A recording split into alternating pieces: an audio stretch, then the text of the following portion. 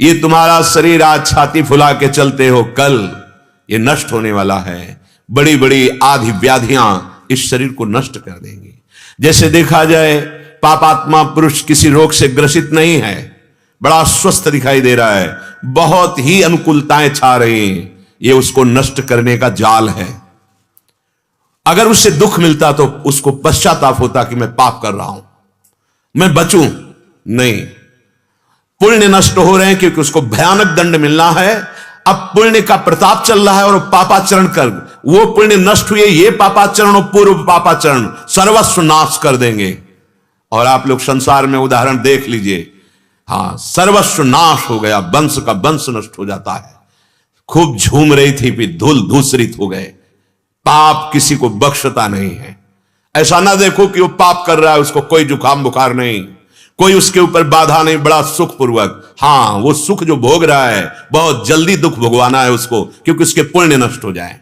जब कंस ने वसुदेव जी को इस वचन पर कि जो भी पुत्र होगा मैं आपको लाके दूंगा, सत्यव्रती धर्मात्मा महात्मा वसुदेव जी अपने वचन के पक्के प्रथम पुत्र लेकर गए।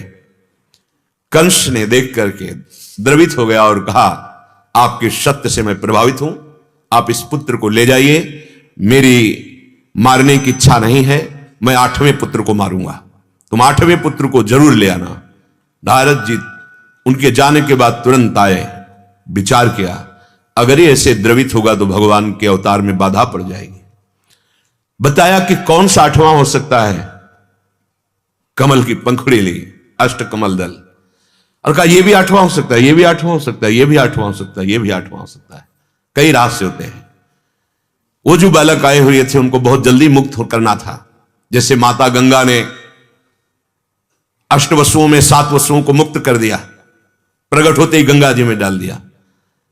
जो भगवान के पार्षद होते हैं उनकी चिंतनी शक्ति भगवान के आदेश से चलती है। भगवान के आदेश से उसको समझाया, उसकी समझ में आ गया, बुलाया, मार दिया। अगर ये पापात्मा दया करेगा तो बहुत विलंब हो जाएगा इसके नाश के लिए। इसके हृदय में क्रूरता ही रहनी चाहिए जिससे जल्दी नष्ट हो।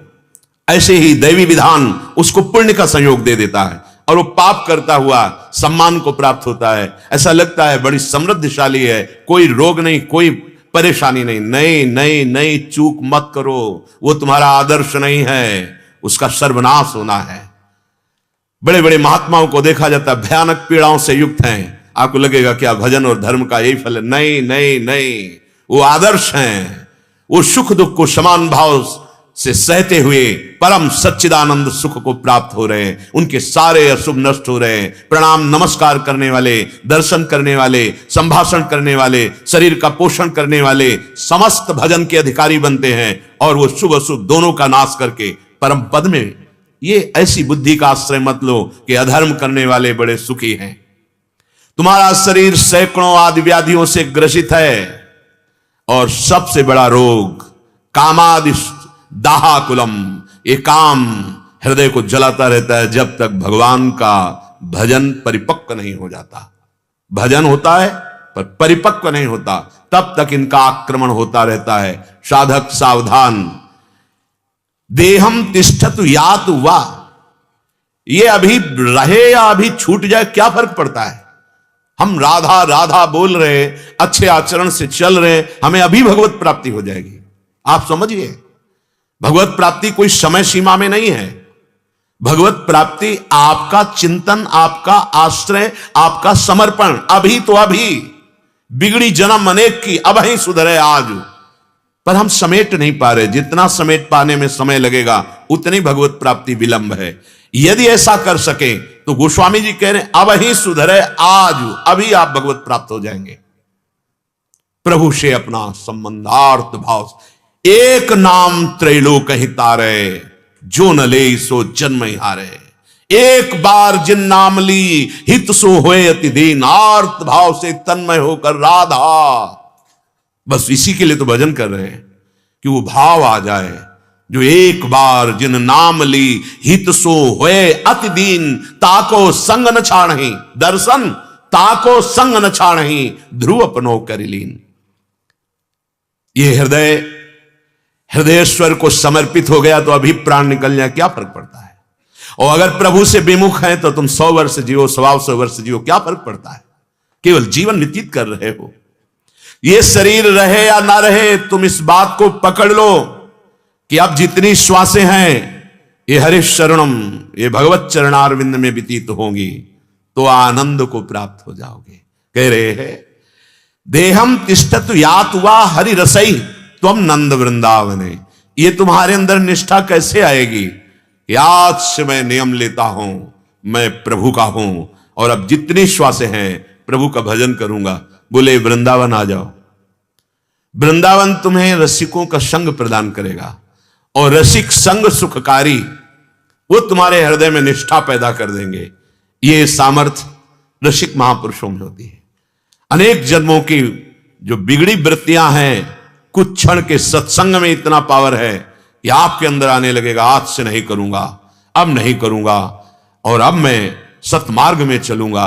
ऐसा कि आप केवल सत्संग के वचन सुनकर कुमार्गगामी उन दृढ़ बंधनों को जिनको तोड़ना कठिन है तोड़ देते हैं, तो आप सत्संग के प्रभाव से इसको भी छोड़ सकते हैं। शरीर राग को सर्वसंगो पहो हिमाम, भगवान के वचन है। सत्संगा सर्वसंगो पहो हिमाम, समस्त संगों से असंग करके भगवान के प्रेम रंग में रंग देता है।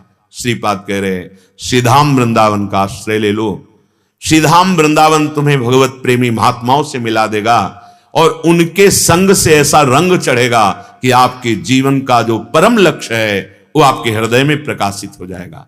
हरिराम व्यास जी भी यही बात कह रहे हैं वृंदावन को वास करी, छाड़ी जगत की आस, व्यास सुरसिकन हिल मिले, हुए नव जन्म प्रकाश, हुए नव जन्म प्रकाश। अरे भाई, यदि कहीं तुम्हें वृंदावन आने का सौभाग्य मिला, वृंदावन वास करने का सौभाग्य मिला, दिन 2 दिन 4 दिन, अगर यहां 3 रात्रि वास कर ले तो आवागमन के चक्र से मुक्त होने की नींव रख दी, दुर्गति नहीं हो सकती। फिर अहो भाग्य जिनको वास मिला है, बड़ी महिमा है। छाड़ी जगत की आस, खास बात समझनी है। हमारे हृदय में एक आशा है कि जगत के लोगों से, भोगों से हमें सुख मिल जाएगा। नहीं मिलेगा, देख लो, सब करके देख लो। जन्म के जन्म नष्ट हो गए, सुख नहीं मिला। सुख का मतलब होता है चिंतन रहित हृदय हो जाना, संसार के चिंतन। जैसे जो हमें चाहिए वो मिल गया, अब हमको तृप्ति हो जानी चाहिए, ऐसा कोई विषय नहीं है। आशा ही परमम दुखम, नैराश्यम परमम सुखम। भगवान दत्तात्रेय जी ने पिंगला जी को गुरु बनाया। जनकपुरी में रहती थी, विदेहराज की नगरी में। श्रृंगार करके संध्या काल के बैठ गई और रास्ता देख रही, कोई पुरुष आएगा, पैसा देगा, हमारा जीवन चलेगा। अब ये पुरुष आ रहा है शायद मेरे पास। अब ये पुरुष, रात्रि के 12 बज गए। घृणा पैदा हो गई अपने इस कृत्य पर और कहा धिक्कार है मुझको, मैं शरीर बेचकर जीवन यापन करना चाहती हूं अन्य पुरुषों से, और मेरे हृदय में परम पुरुष भगवान विराजमान है, कभी स्मृति नहीं गई। आज से मैं नियम लेती हूं, जगत की आशा का त्याग करके एकमात्र आत्माराम भगवान का ही चिंतन करूं। वही गुरु बना लिया दत्तात्रेय जी ने। 24 गुरुओं में पिंगला गुरु। और कितना महामहिम उसका संकल्प बना कि हरिवंश महाप्रभु ने रस ग्रंथ 84 जी में उसका उदाहरण दिया। यह जो एक मन बहुत ठोर करी, कही कौने सच पायो, जहां तहां विपत्ति जार जो वितीलो, प्रगट पिंगला गायो। रस समुद्र 84 जी में पिंगला का स्मरण किया। क्या हुआ पिंगला का? सबसे जोर की बात हुई जो साधक बहुत वर्षों में नहीं कर पाता, निश्चय है आज से मैं किसी भी पुरुष की तरफ नहीं देखूंगी, आज से मैं अपने हृदय में विराजमान भगवान से ही संतुष्ट रहूंगी। अब वो हमारे जीवन को चलाएंगे। वही गुरु बना लिया उसको। हम लोग बहुत लंबी यात्रा जीवन की करते हैं, लेकिन हमारा निश्चय बहुत फिसड्डी होता है। जहां कोई संयोग प्राप्त हुआ इंद्रियों का या किसी व्यक्ति वस्तु स्थान का, वहां हम ढुलक जाते हैं। निश्चय ही भगवत प्राप्ति कराता है, बात समझ लो। छाड़ जगत की आस, बाद में तो छोड़ना ही पड़ेगा आपको, क्योंकि कितने ऐसे रोज उदाहरण आते हैं। एक ही लड़का था, वो उनको लेकर चला गया, अब हम तो बैठे हैं, हमारा मन उसी में लगा है, वो हमें देख नहीं रहा, हमसे बात नहीं, अब रो। अगर गोविंद को अपना माने होते तो कृपा मना लेते कि आज गोविंद की कृपा हुई, मैं झूठे संबंध में फंसा था, आज से मुझे निहाल कर दिया। केवल प्रभु का भरोसा, आप केवल प्रभु का भजन करेंगे और अपने प्राण रूपी पुष्प गोविंद के चरणों में चढ़ा देंगे, निहाल हो जाए। नहीं किया, क्यों? क्योंकि जगत की आस बंधी रही। ये आशा ही परमम दुखम, नैराश्यम परमम सुखम। छाड़ी जगत की आस नहीं छूटती, ये आशा नहीं छूटती। क्या करे?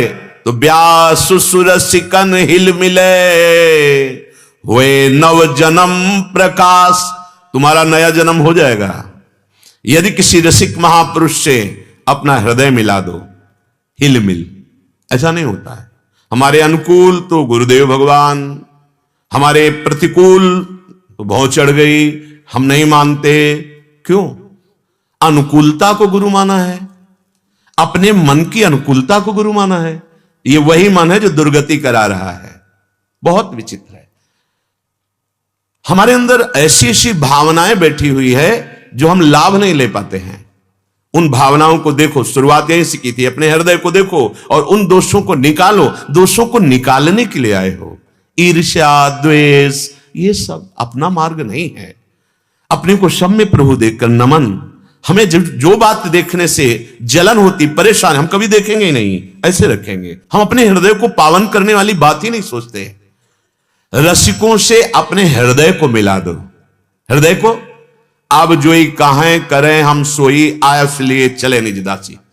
जैसी आज्ञा होगी, आपके लिए जो दिनचर्या मिली है, आपको जो कर्तव्य कर्म मिला है, आप उसमें रत रहिए, नाम स्मरण करते रहिए। और भगवत प्रेमी महात्मा जिसके जीवन में आ गए, वो अंतिम जन्म होता है जब द्रवहि दीन दयालु राग हो, तो साधु संगति पाइए।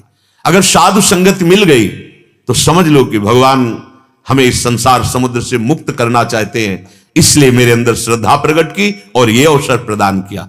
होए नव जन्म प्रकाश। फिर वही बात कह रहा हूं, निश्चय में बहुत बड़ी सामर्थ्य है।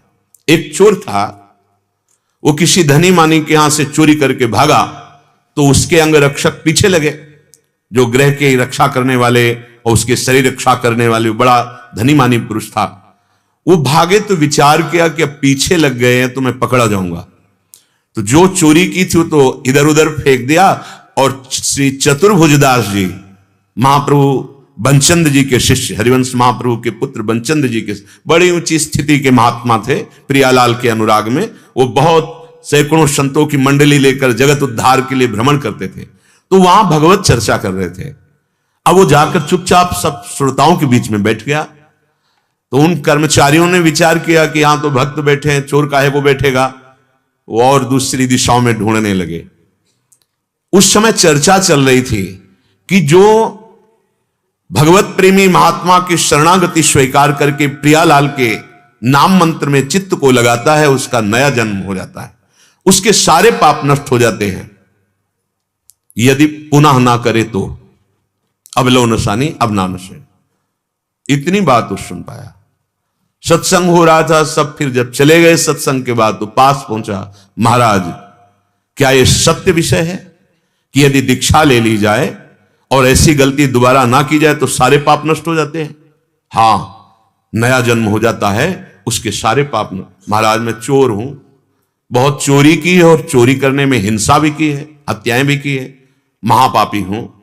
पर आपकी बात सुनकर मुझे विश्वास हो गया कि आप अगर मुझे दीक्षा दे दें तो मेरा नया जन्म हो जाएगा। मैं आपके सामने कहता हूं कभी अब पाप नहीं करूंगा। तो उनका, तुम तो सबसे पहले अधिकारी हो, तुम चिंता मत करो, तुम्हारे लिए कोई विधान नहीं कि तुम ये लाओ वो लाओ, नहा के आओ। अभी संतों के पास माला, झोली, कंठी है, तो जब वो प्रचार प्रसार में भगवत रस में थे तो थी, तत्काल कंठी बांधी और ये श्री प्रियाजू के चरण चिन्हों से युक्त तिलक की रचना की और कहा आज से मंत्र जपो और अपवित्र जब शरीर तो राधा वल्लभ श्री हरिवंश जपो, तुम्हारा नया जन्म हो गया। अब सुबह तिलक लगाए, एकदम द्वादश तिलक, और निकला अब वो खोजई में थे उनके सैनिक जन, तुरंत पकड़ लिया, ये वही है जो चोरी किया था। धनी ने भी देखा, हाँ यही है, चोर है। वो बोले मैं चोर नहीं हूं, मैंने इस जन्म में कोई चोरी नहीं की। अरे बोले बात बनाता, राजा के पास ले गए। उस समय सत्य को प्रमाणित करने के लिए एक प्रक्रिया होती थी। हाथ में नवीन कोमल पीपल का पत्ता, उसके ऊपर कच्चा सूत और उसके ऊपर जला हुआ लोहे का लाल ऐसे फाल, वो रखा जाता है। अगर वो धागा झुलस गया तो तुम असत्य हो, और अगर नहीं झुलसा तो 7 कदम चलो और फेंक दो, तुम सत्य हो। ऐसा उस समय पद्धति थी। ये कहें कि यही चोर है और वो कह रहे थे कि मैंने इस जन्म में चोरी नहीं की। अब चोर को परीक्षा देनी पड़ेगी। वही प्रक्रिया हुई। ऐसे रखा और मन में निश्चय किया, गुरुदेव आपने कहा था दीक्षा के बाद नया जन्म, और उच्च स्वर से बोला इस जन्म में मैंने चोरी नहीं की, और 7 कदम चला, फाड़ फेंक दिया, झुलसा भी नहीं। अब राजा ने कहा इस धनी को फांसी की सजा दी जाए, क्योंकि इसने ऐसे शुद्ध वैष्णव को चोर कहा और यहां आकर दंड देने का विधान। अब वो बोले महाराज फांसी मत दीजिए, सही कह रहे हैं। बोले आप कैसे सही मान सकते हैं, आपको तो प्रमाण दे दिया। बोले इस जन्म में चोरी नहीं की, पीछे जन्म में की थी। बोले कल की बात है, तुम पीछे जन्म, हां तो शाम के हमारा गुरु मंत्र हुआ है, पूरा रहस्य बताया।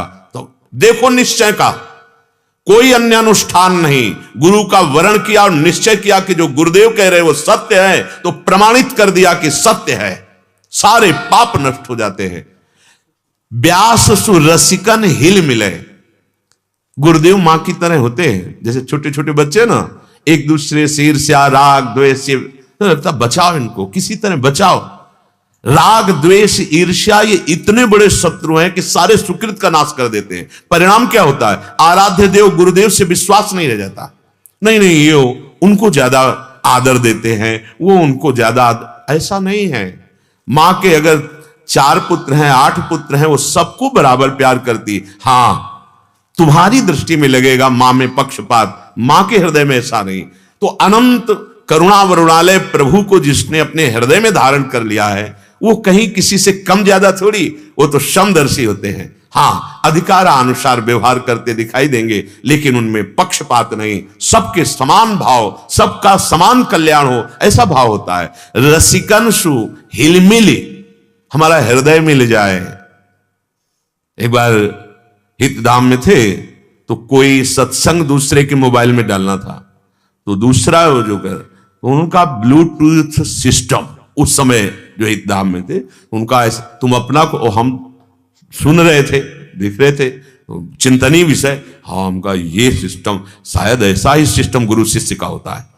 अगर उसका हृदय खुला, समर्पण, गुरु ने अपने हृदय की वस्तु उसमें डाल दी, जब तक आपका ब्लूटूथ सिस्टम नहीं खुलेगा तब तक वो उसमें नहीं जाएगा। उस समय, अब नया कोई सिस्टम हमने देखा लिया भी, क्योंकि जब बच्चे करते तो हमें समझ में आता।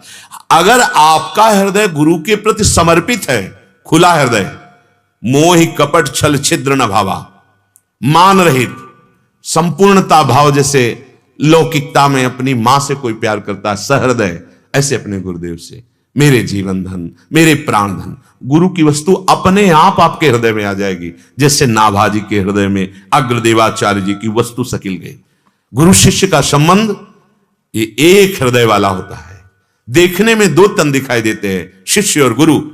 वस्तुतः गुरु शिष्य के हृदय में बैठकर अभेद स्थिति पैदा कर देता है। जो गुरु वही शिष्य, जैसे नारद जी के लिए आया है, आप उस शरीर से चाहें सब कीन्हा, अपने समान सबको बनाने की भावना सदगुरु में होती है। हुए नव जन्म प्रकाश, क्या आप अपना नया जन्म मानते हैं कि हमारा गुरु से हुआ है? हमारा कोई और संबंधी नहीं, सिर्फ गुरुदेव। गुरुदेव ही हमारे माता हैं, पिता हैं, गुरुदेव ही हमारे सर्वस्व हैं, ऐसा भाव आएगा। गा तो लेंगे गुरुर ब्रह्मा, गुरु जी के द्वारा हमारे नए जन्म की सृष्टि हुई। गुरुर विष्णु, गुरुदेव ही हमारे सद्गुणों का पालन करने वाले हैं, पोषण करने वाले हैं। और गुरु हमारे दुर्गुणों का विनाश करने वाले, इसलिए गुरु महेश्वर। और गुरु साक्षात परब्रह्म, जिसकी हमें जानकारी करनी, जिसे हमें पाना है, वो हमारे सामने बैठे हैं। ध्यान मूलम गुरु मूर्ति, पूजा मूलम गुरु पदम, मंत्र मूलम गुरु वाक्यम, मोक्ष मूलम। कहां है भाव? भाव का ही सारा खेल है। भाव तो एक व्यक्तित्व का देख रहे हो आप, तो एक व्यक्ति से तुम्हारा कल्याण हो जाएगा क्या? व्यक्ति कभी गुरु नहीं बन सकता, गुरु कभी व्यक्ति नहीं हो सकता। साक्षात परब्रह्म कहां भावना है, तभी जो होए नव जन्म प्रकाश वो नहीं हो पाता। गुरु मंत्र लिया, गुरु को परमार्थ पथ की सिद्धि प्राप्त करने के लिए तन मन वचन से वर्ण किया। अब हमारी मां गुरु, हमारे पिता गुरु, हमारे स्वामी गुरु, हमारे सर्वस्व गुरुदेव, इसी से प्राप्त हो जाता है। इसी को तो समेटना साधना कहते हैं। चाहे इष्ट पे समेट दो, चाहे गुरु पे समेट दो, बात हो जाएगी। इनके सिवा मेरा कोई नहीं। ध्यान मूलम गुरु, हमारे ध्यान का विषय गुरुदेव है, हमारे चिंतन का विषय गुरुदेव है, हमारा मंत्र गुरुदेव के वाक्य हैं, हमारा मोक्ष गुरुदेव की कृपा है। क्या क्या समस्या? समस्या है ना मानना। कर लेते हैं व्यवहारिक संबंध जैसा, लेकिन हमारा भाव नहीं होता। तुमेव माता च पिता तुमेव, तुमेव बंधुश्च सखा तुमेव, तुमेव विद्या द्रविणं तुमेव, तुमेव सर्वम मम देव देव। ऐसा भाव आ जाए तो ये सिस्टम अपने आप आपके हृदय में आ जाएगा, देना नहीं पड़ता। अग्रदेवाचार्य जी को पता नहीं था कि हमारे शिष्य नाभाजी की इतनी ऊंची स्थिति आ गई, वो तो तब पता चला जब अंतर में जाके बात की।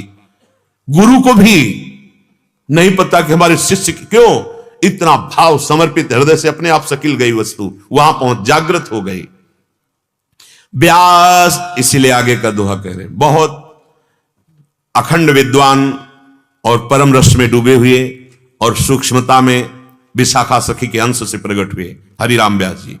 व्यास सुरसिकन की रहनी बहुत कठिन है वीर, मन आनंद घटे न छिन सहे जगत की पीर। कैसे चला जाता है इस रस के मार्ग में? कह रहे हैं ये बहुत कठिन रहनी है। कोई वीर बहादुर इस मार्ग में चलता है। वीर बहादुर, बाहर के वीर बहादुर तो आपको दिखाई देंगे, लेकिन ये वीर बहादुर काम क्रोध लोभ मोह मद मत्सर सबको परास्त करके, परास्त कैसे होते हैं? सहित सहित बाढ़े भगति गृह तन गुरु हितगार। संपूर्ण जीवन गुरु की आज्ञा में और सहनशीलता हृदय में।